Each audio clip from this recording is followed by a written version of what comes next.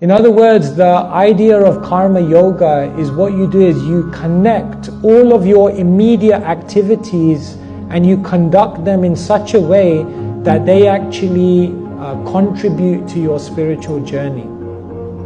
So for example, you may work in the world. So you may say, how do I connect my work in the world to a spiritual cause? How do I spiritualize my work, my career? Well, the first thing is that you earn money from a career.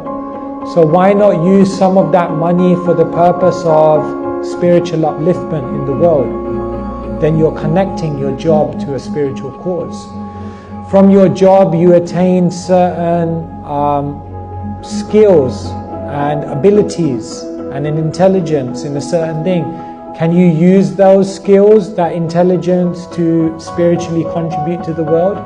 Then your career becomes spiritualized. From your career and your work in the world, you attain a certain amount of influence, a certain amount of power. Can you use that power and influence to bring about spiritual change? Then your career becomes spiritualized. In other words, think about how to connect all of the immediate responsibilities that you have in a spiritual way. And then it's not that we have to compartmentalize my life. This is what I do to survive in the world, and this is what I'm doing to connect spiritually. No, everything is integrated. So don't just be a husband, be a spiritual husband. Don't just be a father, be a spiritual father.